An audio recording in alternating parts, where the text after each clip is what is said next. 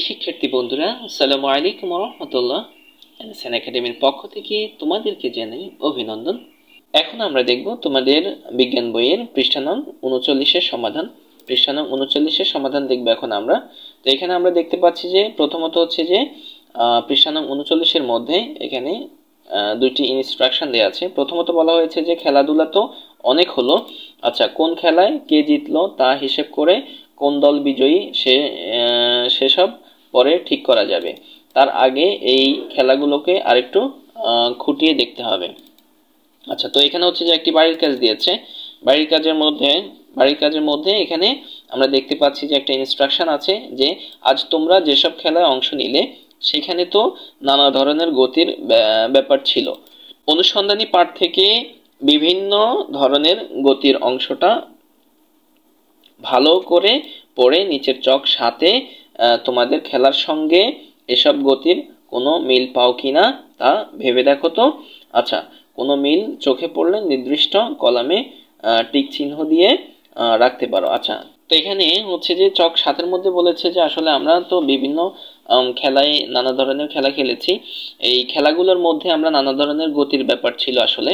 তো তোমাদের অনুসন্ধানী বই থেকে হচ্ছে যে এই গতির অংশটা তোমরা ভালোভাবে পড়বে, পড়ে হচ্ছে যে চক 7 আসলে তোমরা সমাধান করবে যে তোমাদের এই খেলার গতিগুলোর সাথে কি আসলে অনুসন্ধানী বইয়ের যে গতির কথা দেয়া আছে সেটার কোনো মিল আছে কিনা, সেটা হচ্ছে যে তোমরা আসলে এই চকের মধ্যে আসলে লিপিবদ্ধ করবে।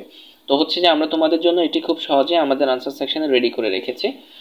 আর হচ্ছে যে আমরা আনসার সেকশনে যাব, তবে আনসার সেকশনে যাওয়ার আগে তোমাদের প্রতি আমাদের একটা রিকোয়েস্ট, সেটা হচ্ছে যে যদি আমাদের ক্লাসগুলো তোমাদের ভালো লাগে, তোমরা যদি উপকৃত হও, অবশ্যই হচ্ছে তোমরা তোমাদের কৃতজ্ঞতা বোধ থেকে একটি লাইক দিতে পারো এবং হচ্ছে যে আমাদের চ্যানেলটিকে সাবস্ক্রাইব করে তোমরা আমাদের সঙ্গে থাকতে পারো।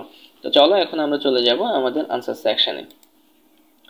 তো আনসার সেকশনের মধ্যে আমরা হচ্ছে যে এই যে চক 7 এখানে আমরা রেডি করে রেখেছি। তো হচ্ছে যে ষষ্ঠ শ্রেণী বিজ্ঞান বই 39 পৃষ্ঠার সমাধান, চক 7। আচ্ছা, তো এখানে প্রথমত আমরা যেটি দিয়েছি, আমরা হচ্ছে 4টি খেলার নাম দিয়েছি। তো প্রথম যে খেলাটি সেটি হচ্ছে যে আমরা সোজা রাস্তায় দৌড় দেওয়া, এটি হচ্ছে যে সরল গতি আসলে আমাদের। তারপর হচ্ছে যে ভার নিক্ষেপ করা, এটি হচ্ছে যে বক্রগতি। এরপরে হচ্ছে যে দড়ি লাফ দেওয়া, এটি হচ্ছে যে ঘূর্ণন গতি। তারপরে হচ্ছে যে দোলনায় দোল খাওয়া, এটি হচ্ছে যে পর্যাবৃত্ত গতি। তার মানে হচ্ছে যে আমরা অনুসন্ধানী বই থেকে গতির বিষয়গুলো বুঝে তারপর হচ্ছে যে আমরা এই 4টা খেলা আমরা খেলেছি। এই 4টা খেলা আমরা কোনটা কোন গতি সেটা হচ্ছে যে আমরা এখানে খুব সহজেই টিক মার্ক দিয়েছি। তো এই ছিল মোটামুটি আমাদের পৃষ্ঠা নং 39-এর সমাধান।